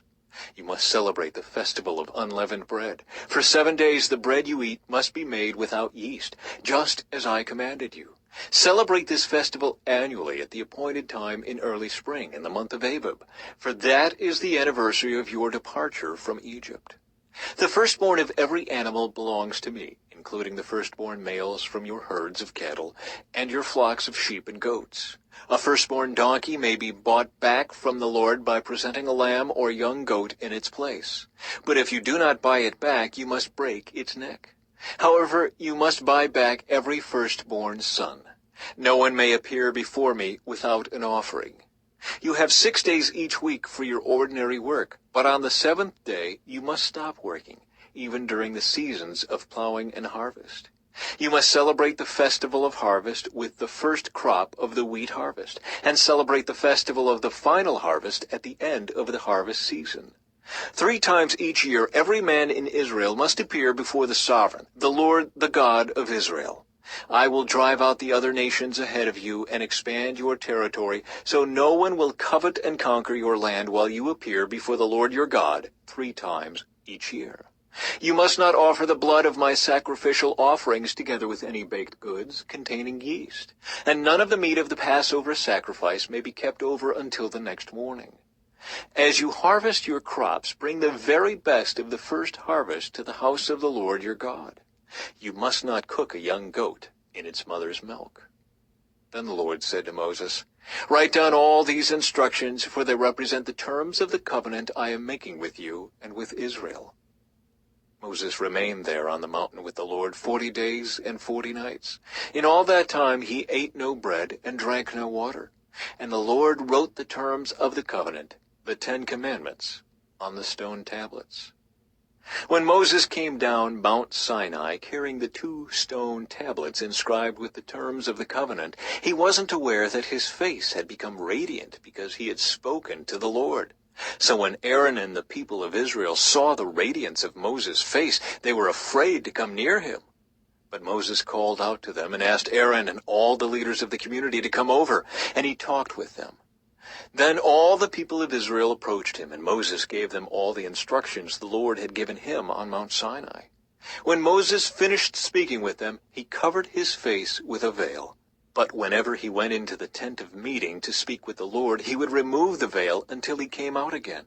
Then he would give the people whatever instructions the Lord had given him, and the people of Israel would see the radiant glow of his face. So he would put the veil over his face until he returned to speak with the Lord.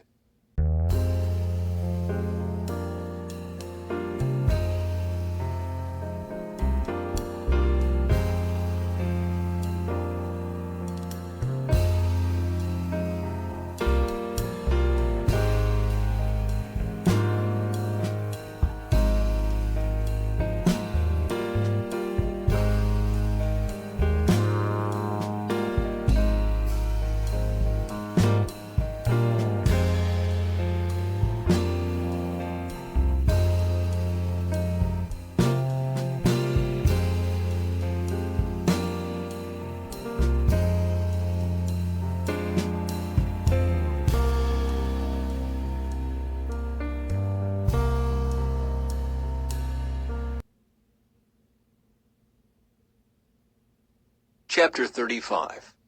Instructions for the Sabbath.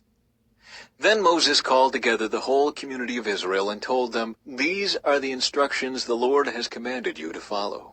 You have 6 days each week for your ordinary work, But the seventh day must be a Sabbath day of complete rest, a holy day dedicated to the Lord. Anyone who works on that day must be put to death. You must not even light a fire in any of your homes on the Sabbath. Offerings for the tabernacle. Then Moses said to the whole community of Israel, "This is what the Lord has commanded. Take a sacred offering for the Lord. Let those with generous hearts present the following gifts to the Lord: gold, silver, and bronze, blue, purple, and scarlet thread, fine linen and goat hair for cloth, tanned ram skins and fine goat skin leather, acacia wood, olive oil for the lamps, spices for the anointing oil and the fragrant incense, onyx stones and other gemstones to be set in the ephod and the priest's chestpiece.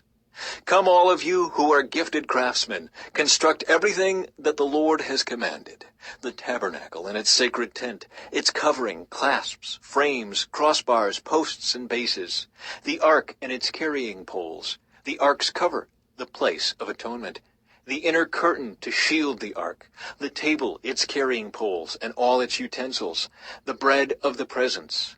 For light, the lampstand, its accessories, the lamp cups, and the olive oil for lighting, the incense altar and its carrying poles, the anointing oil and fragrant incense, the curtain for the entrance of the tabernacle, the altar of burnt offering, the bronze grating of the altar and its carrying poles and utensils, the wash basin with its stand, the curtains for the walls of the courtyard, the posts and their bases, the curtain for the entrance to the courtyard, the tent pegs of the tabernacle and courtyard and their ropes, the beautifully stitched garments for the priests to wear while ministering in the holy place, the sacred garments for Aaron the priest, and the garments for his sons to wear as they minister as priests.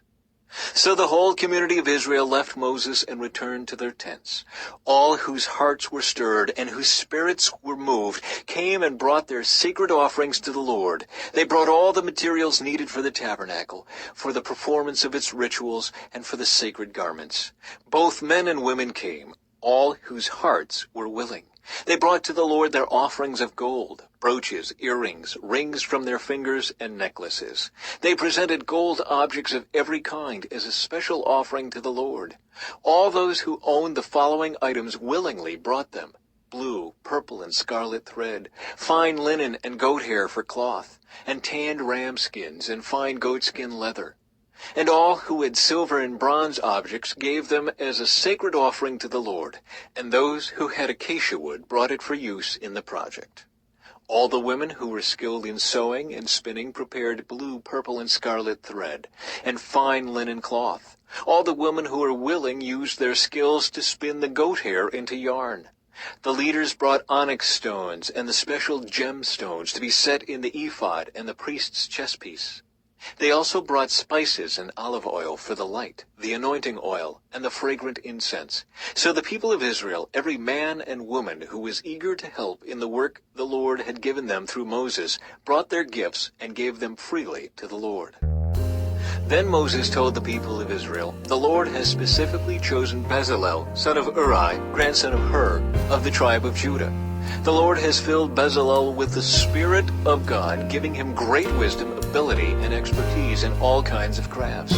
He is a master craftsman, expert in working with gold, silver, and bronze. He is skilled in engraving and mounting gemstones and in carving wood.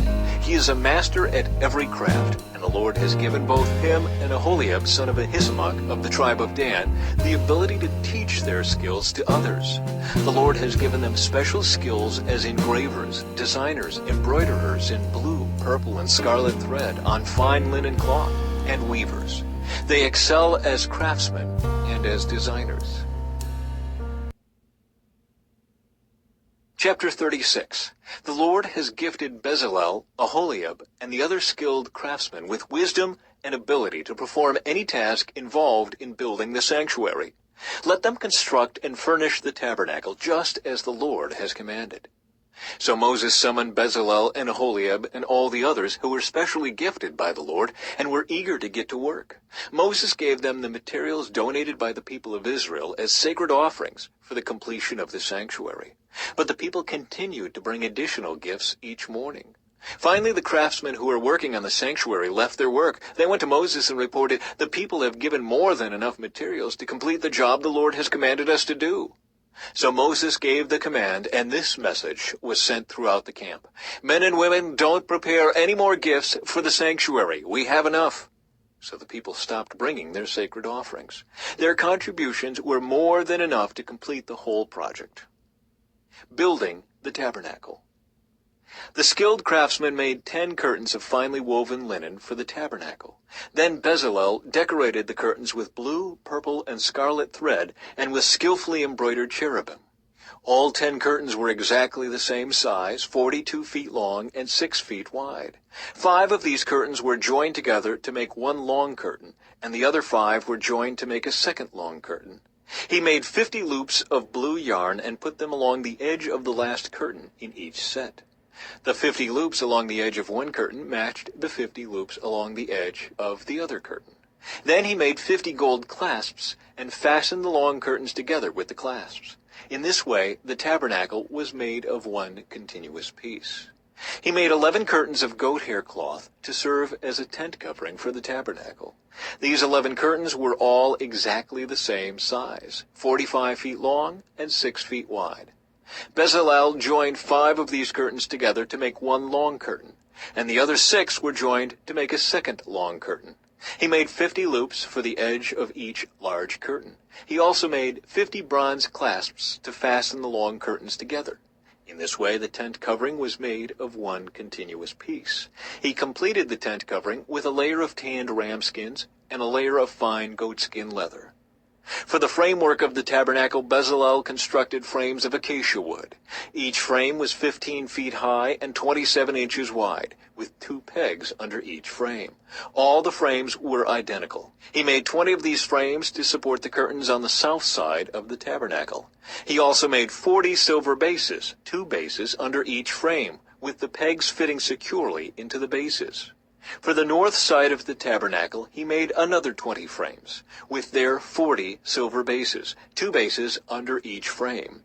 He made 6 frames for the rear, the west side of the tabernacle, along with 2 additional frames to reinforce the rear corners of the tabernacle.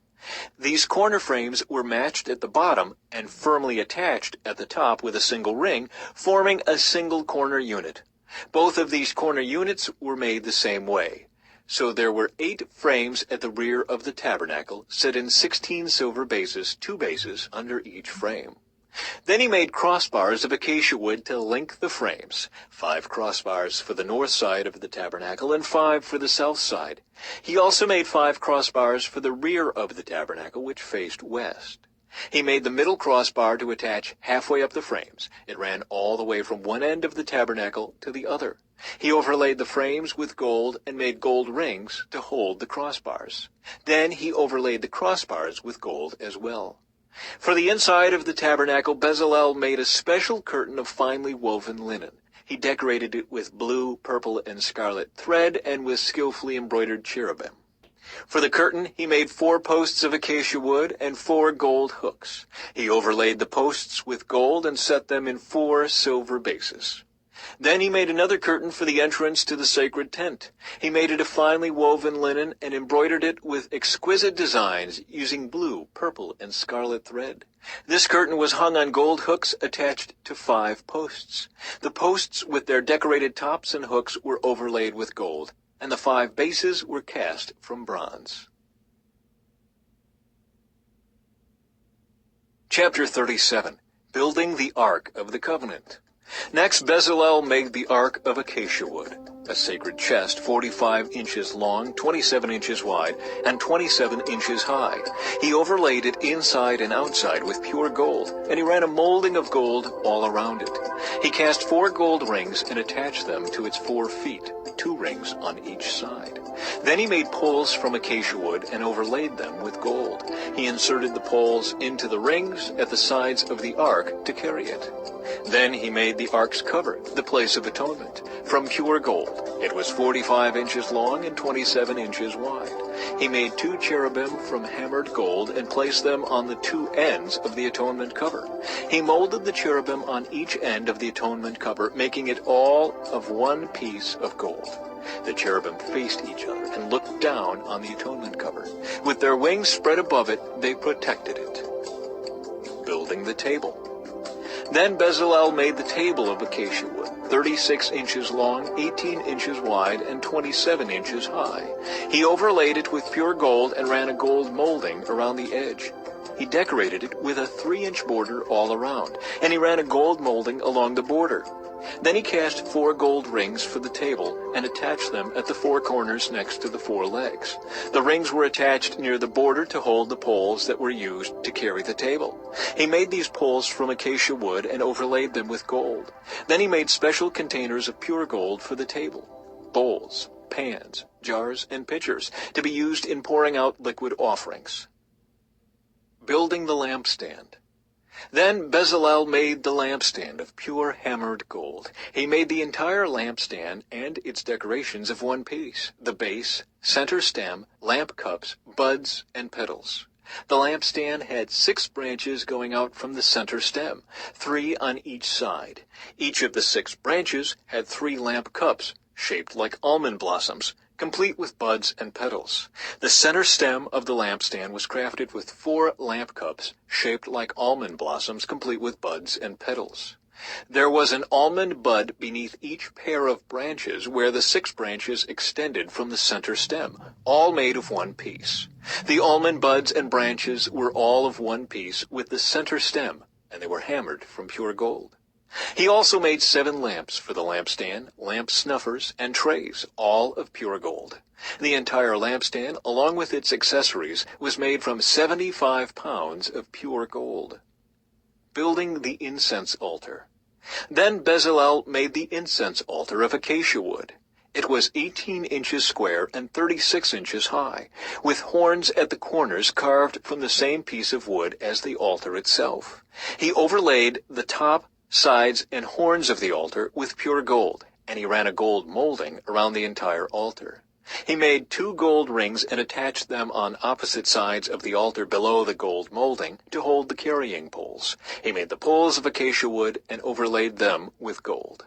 Then he made the sacred anointing oil and the fragrant incense, using the techniques of a skilled incense maker. Chapter 38. Building the altar of burnt offering. Next, Bezalel used acacia wood to construct the square altar of burnt offering. It was 7 1/2 feet wide, 7 1/2 feet long, and 4 1/2 feet high.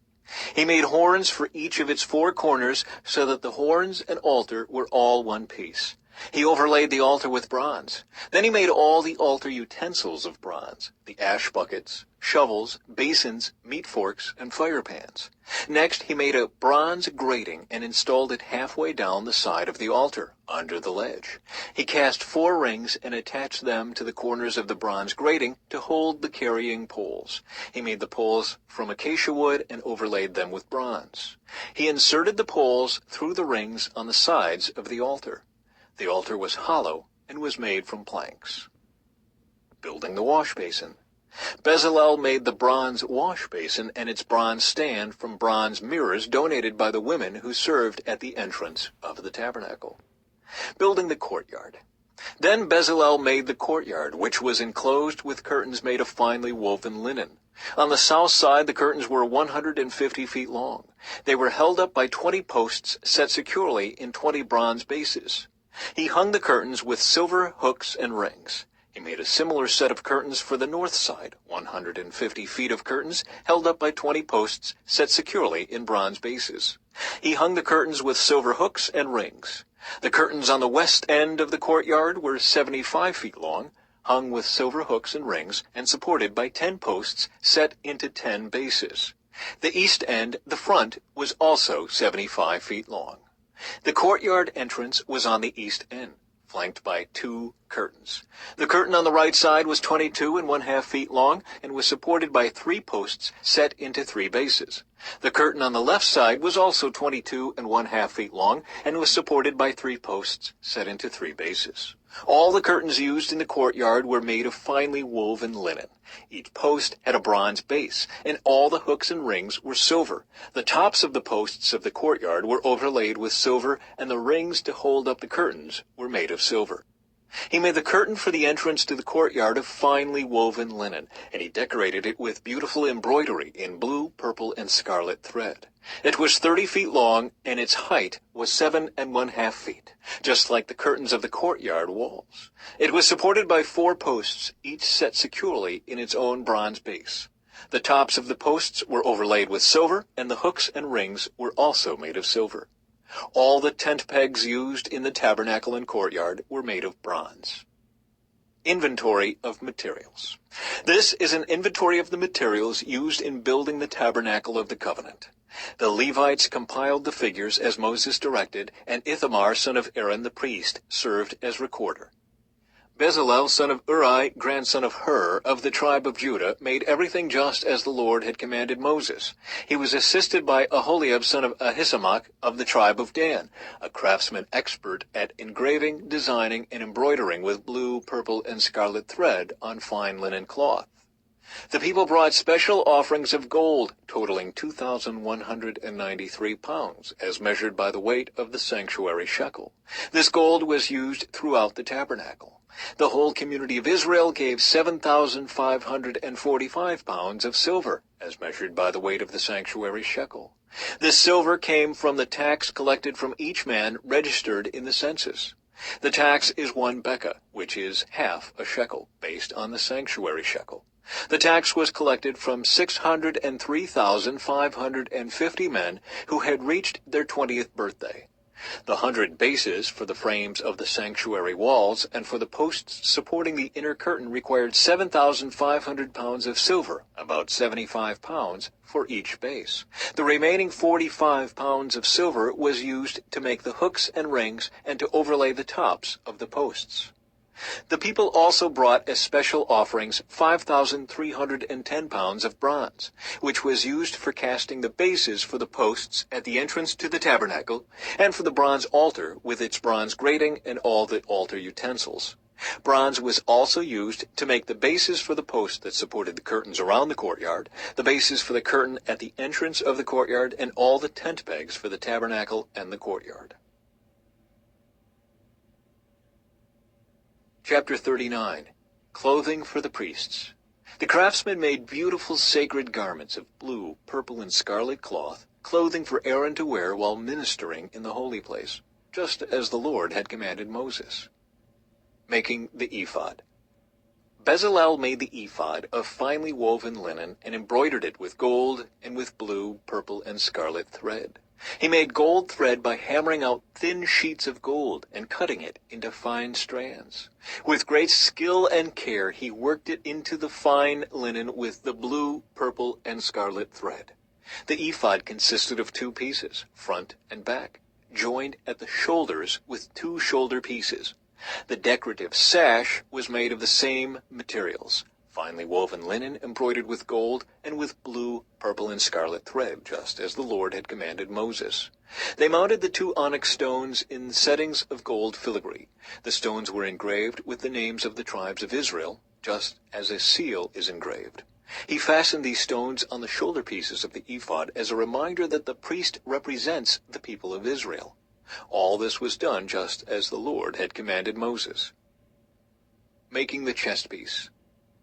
Bezalel made the chest piece with great skill and care. He made it to match the ephod, using finely woven linen embroidered with gold and with blue, purple, and scarlet thread.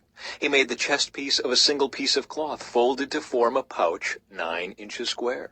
They mounted 4 rows of gemstones on it. The first row contained a red carnelian, a pale green peridot, and an emerald.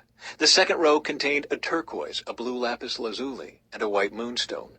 The third row contained an orange jacinth, an agate, and a purple amethyst. The fourth row contained a blue-green beryl, an onyx, and a green jasper. All these stones were set in gold filigree.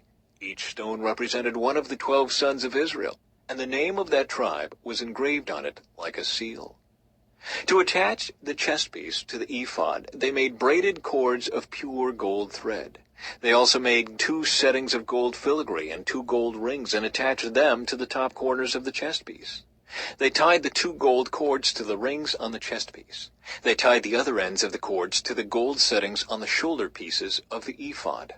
Then they made 2 more gold rings and attached them to the inside edges of the chest piece next to the ephod. Then they made 2 more gold rings and attached them to the front of the ephod below the shoulder pieces just above the knot where the decorative sash was fastened to the ephod.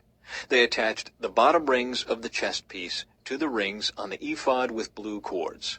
In this way, the chest piece was held securely to the ephod above the decorative sash. All this was done just as the Lord had commanded Moses. Additional clothing for the priests. Bezalel made the robe that is worn with the ephod from a single piece of blue woven cloth, with an opening for Aaron's head in the middle of it. The opening was reinforced with a woven collar so it would not tear. They made pomegranates of blue, purple, and scarlet yarn and attached them to the hem of the robe. They also made bells of pure gold and placed them between the pomegranates along the hem of the robe, with bells and pomegranates alternating all around the hem. This robe was to be worn whenever the priest ministered before the Lord, just as the Lord had commanded Moses. They made tunics for Aaron and his sons from fine linen cloth. The turban and the special head coverings were made of fine linen, and the undergarments were also made of finely woven linen.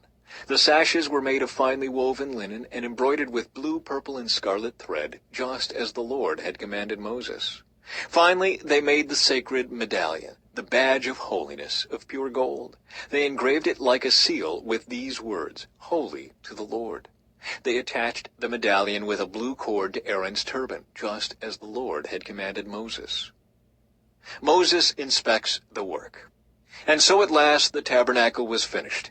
The Israelites had done everything just as the Lord had commanded Moses, and they brought the entire tabernacle to Moses, the sacred tent with all its furnishings, clasps, frames, crossbars, posts, and bases.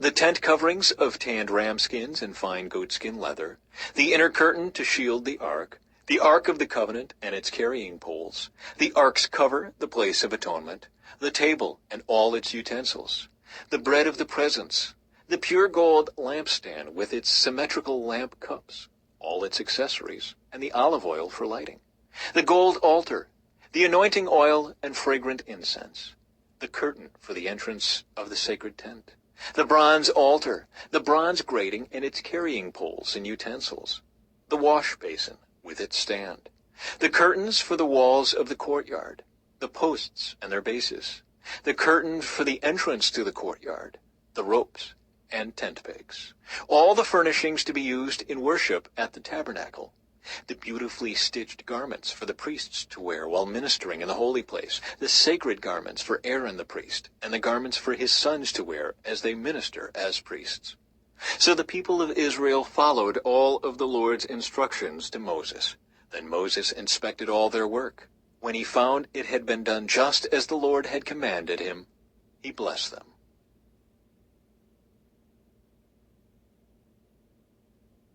Chapter 40. The Tabernacle Completed. Then the Lord said to Moses, "Set up the tabernacle on the first day of the new year. Place the Ark of the Covenant inside, and install the inner curtain to enclose the Ark within the most holy place. Then bring in the table and arrange the utensils on it, and bring in the lampstand and set up the lamps. Place the gold incense altar in front of the Ark of the Covenant. Then hang the curtain at the entrance of the tabernacle. Place the altar of burnt offering in front of the tabernacle entrance. Set the wash basin between the tabernacle and the altar and fill it with water. Then set up the courtyard around the outside of the tent and hang the curtain for the courtyard entrance. Take the anointing oil and anoint the tabernacle and all its furnishings to consecrate them and make them holy. Anoint the altar of burnt offering and its utensils to consecrate them. Then the altar will become absolutely holy. Next, anoint the wash basin and its stand to consecrate them. Present Aaron and his sons at the entrance of the tabernacle and wash them with water. Dress Aaron with the sacred garments and anoint him. consecrating him to serve me as a priest. Then present his sons, and dress them in their tunics. Anoint them as you did their father, so they may also serve me as priests. With their anointing, Aaron's descendants are set apart for the priesthood forever, from generation to generation. Moses proceeded to do everything just as the Lord had commanded him. So the tabernacle was set up on the first day of the first month of the second year. Moses erected the tabernacle by setting down its bases, inserting the frames, attaching the crossbars, and setting up the posts. Then he spread the coverings over the tabernacle framework and put on the protective layers, just as the Lord had commanded him. He took the stone tablets inscribed with the terms of the covenant and placed them inside the ark. Then he attached the carrying poles to the ark, and he set the ark's cover, the place of atonement, on top of it. Then he brought the ark of the covenant into the tabernacle, and hung the inner curtain to shield it from view, just as the Lord had commanded him. Next, Moses placed the table in the tabernacle along the north side of the holy place, just outside the inner curtain. And he arranged the bread of the presence on the table before the Lord, just as the Lord had commanded him. He set the lampstand in the tabernacle across from the table on the south side of the holy place. Then he lit the lamps in the Lord's presence, just as the Lord had commanded him. He also placed the gold incense altar in the tabernacle, in the holy place, in front of the inner curtain. On it he burned the fragrant incense, just as the Lord had commanded him. He hung the curtain at the entrance of the tabernacle, and he placed the altar of burnt offering near the tabernacle entrance. On it he offered a burnt offering and a grain offering, just as the Lord had commanded him. Next, Moses placed the wash basin between the tabernacle and the altar. He filled it with water so the priests could wash themselves. Moses and Aaron's sons used water from it to wash their hands and feet. Whenever they approached the altar and entered the tabernacle, they washed themselves, just as the Lord had commanded Moses. Then he hung the curtains forming the courtyard around the tabernacle and the altar, and he set up the curtain at the entrance of the courtyard. So at last Moses finished the work. The Lord's glory fills the tabernacle. Then the cloud covered the tabernacle, and the glory of the Lord filled the tabernacle. Moses could no longer enter the tabernacle because the cloud had settled down over it, and the glory of the Lord filled the tabernacle. Now, whenever the cloud lifted from the tabernacle, the people of Israel would set out on their journey, following it. But if the cloud did not rise, they remained where they were until it lifted. The cloud of the Lord hovered over the tabernacle during the day, and at night fire glowed inside the cloud, so the whole family of Israel could see it. This continued throughout all their journeys.